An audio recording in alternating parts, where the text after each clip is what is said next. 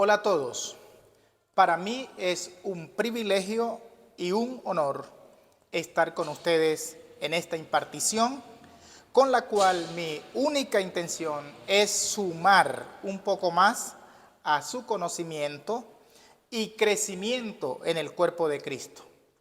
Hoy vamos a hablar de asuntos del Espíritu. En el libro de San Juan, en el capítulo 4, versículo 24, la Escritura dice: Dios es espíritu, y los que lo adoran en espíritu y en verdad es necesario que adoren.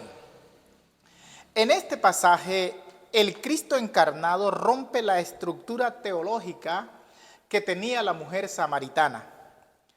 Ella entendía que había un tiempo específico, que había un lugar exacto y una forma precisa para adorar.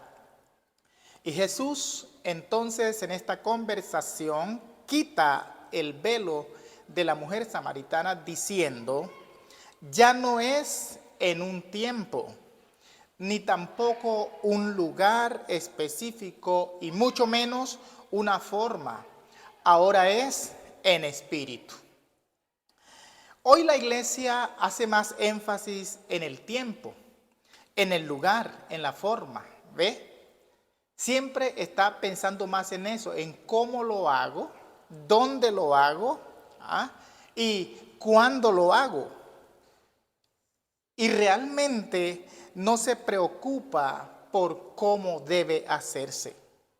El cantar, el orar, el adorar, el congregarse, deben ser asuntos del Espíritu. Esto no debe rodear en torno a un lugar, a un tiempo o a una forma. No, esto debe ser un asunto del Espíritu. Que cada creyente cuando hace estas actividades, cuando participa de esta dinámica, debe hacerlo del Espíritu.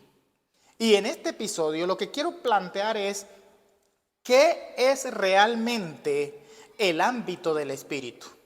Por eso quiero invitarle a que me preste mucha atención.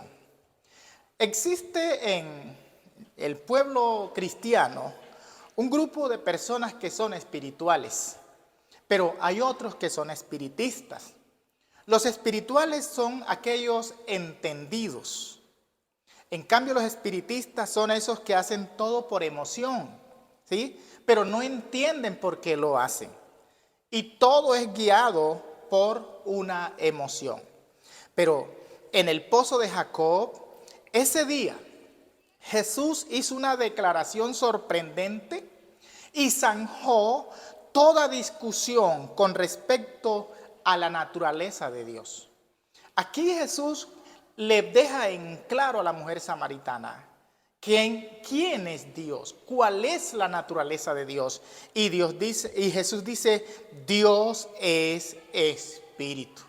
¿Ve? En esa declaración Él lo dice: Dios es espíritu. Y mire, que todo esto lo dijo el Hijo eterno de Dios. No fue cualquier predicador, no fue cualquier otro profeta, no, fue el Hijo de Dios que lo dijo. Dios es espíritu. Lo que implica entonces que la esencia intrínseca de Dios es espíritu. Dios no es carne, Dios no es alma, Dios es espíritu. Me llama mucho la atención porque un poco antes de esta conversación de Jesús con la mujer samaritana, Él tiene un encuentro entonces con un principal de los judíos. Y en este diálogo, Jesús es tajante con Nicodemo y le precisa lo siguiente: lo que es nacido de la carne, carne es. ¿Ve? Lo que es nacido de la carne, carne es. ¿Y Jesús qué quiso decir con eso?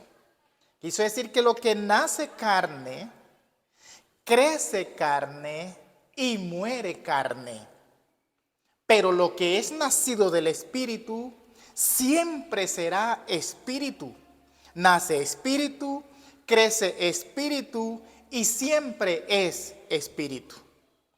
Cuando tú dices que tú amas a Dios, cuando tú dices que tú eres bien con Dios y que estás metido con Dios, pero aborreces a tu hermano, ¿eso cómo se le puede decir?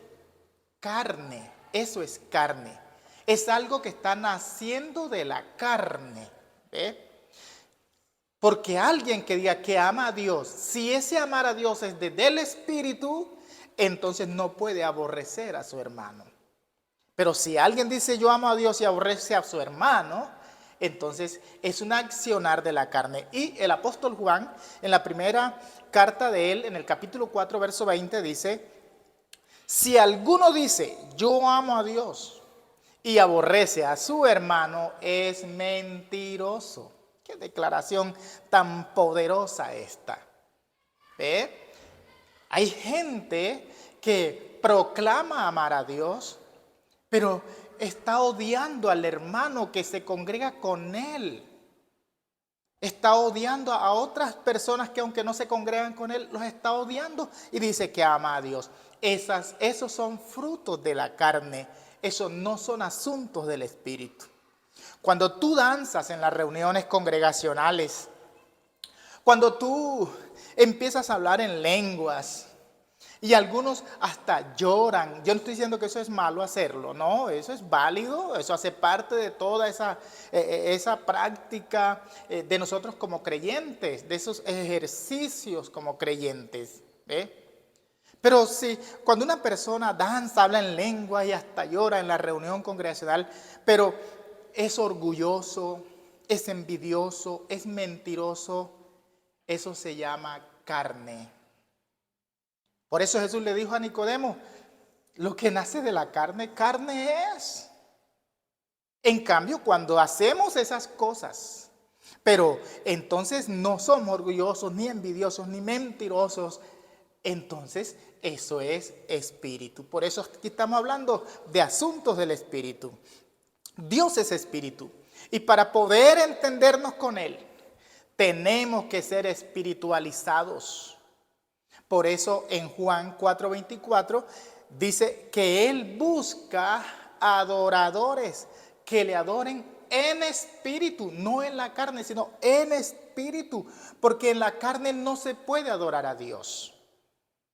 A Dios hay que adorarlo en el espíritu y Jesús lo dijo, Él está buscando adoradores en el espíritu. Entonces, si Dios es espíritu y nosotros queremos entendernos con Él, tenemos que ser homologados a su naturaleza espiritual. No podemos seguir en esa naturaleza pecaminosa, adámica, y pretender tener buen entendimiento con el Padre. No. Para podernos entender con Él, tenemos que ser homologados. Y ojo, este no es un esfuerzo propio. Esto es conocer más a Cristo, entender que Él está en nosotros y es Cristo quien nos homologa a la naturaleza espiritual. Cuando nosotros permitimos que Cristo se desarrolle en nosotros y que podamos expresar a Cristo a través de nosotros, entonces eso nos homologa a esa naturaleza espiritual. Entonces todo lo que hacemos, lo hacemos en el espíritu y no en la carne. Si Dios no puede espiritualizarte, mira esto, si tú no puedes tener una pedagogía espiritual para entender esta dimensión del espíritu, tú y Dios no se van a poder entender. Cuando el creyente no permite vivir en la naturaleza de Dios, sino que siempre está expresando su carne, no se va a poder entender con Dios. Es importante que podamos espiritualizarnos, es decir, que podamos cada día incrementar más a Cristo en nosotros y expresarlo a través de nuestra vida para que entonces estemos homologados a la dimensión del Padre. En la carta a los Hebreos, en el capítulo 10, versículo 9, dice: y diciendo luego, he aquí que vengo, oh Dios, para hacer tu voluntad. Quita lo primero para establecer esto último. Y este texto es muy importante. Aquí hay dos cosas. Habla de lo primero y de lo último. Lo primero aquí es el ámbito natural. Y nos habla del primer hombre que fue hecho alma viviente. Es decir, si nuestra práctica cristiana está fundamentada en el ámbito del primer hombre, del primer Adán, si está fundamentada en el ámbito natural, entonces lo que estamos produciendo no son asuntos espirituales. ¿Ve? Entonces aquí el escritor a los Hebreos dice, quita lo primero. ¿Ok? Quita lo primero. Es decir, debe quitarse de nosotros todo ese ámbito natural, todo ese producir de la carne. Pero luego dice, habla de lo segundo, habla de lo segundo. Lo último, ya dice, quita lo primero para establecer lo último. Que se quite la naturaleza adámica, pecaminosa, para establecer la naturaleza divina. Y cuando habla de lo segundo o lo último, es el ámbito espiritual. Entonces el ámbito natural tiene que desaparecer para que el ámbito espiritual se establezca en nosotros. Y aquí nos habla del postrer Adán, es decir, Cristo, que fue hecho espíritu vivificante.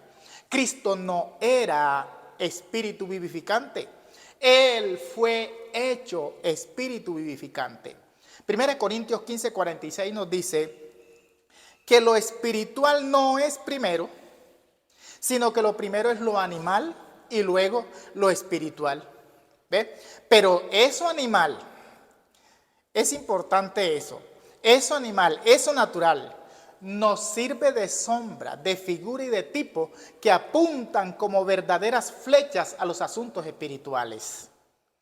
Ejemplo, un templo físico construido por Salomón es sombra, es figura y es tipo del verdadero templo que es Cristo. El templo de Jerusalén estaba representando todo el sistema religioso que operaba bajo el antiguo pacto. Isaías capítulo 65 verso 17 dice, porque he aquí que yo crearé nuevos cielos y nueva tierra, y de lo primero no habrá memoria, ni más vendrá el pensamiento. Aquí habla de lo primero, ¿ve? Y Apocalipsis 21:1 dice, vi un cielo nuevo y una tierra nueva, porque el primer cielo y la primera tierra pasaron. Ojo con esto. El primer cielo y la primera tierra es el antiguo pacto. Y el nuevo cielo y la nueva tierra es el nuevo pacto.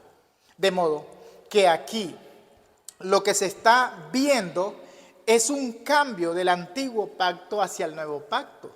Estos son asuntos espirituales. Entonces, cuando el creyente fundamenta su accionar, sus obras, todo lo que hace, el cantar, el danzar, el hablar en lenguas, el predicar, lo hace fundamentado en su carne, en sus emociones, entonces está operando bajo un pacto antiguo y bajo una tierra antigua. Por eso tiene que quitarse esa tierra, mudarse esa tierra y empezar a fundamentar su accionar, sus obras, el cantar, el predicar, el tocar el instrumento, el danzar, el hablar en lenguas. Todo lo que hacemos como creyentes debe ser en esa nueva tierra, en ese nuevo pacto. Debe hacerse desde el Espíritu. De modo entonces que con esto quiero sumar ya a lo que usted ha venido conociendo durante muchos años y ha venido escuchando, sumar a eso para que cada día seamos más edificados, más construidos, más equipados en el cuerpo de Cristo para hacer mejor la obra que Dios nos ha encomendado. Y recuerde, el principal enemigo del creyente no son los demonios, sino la falta de conocimiento. Gracia y paz.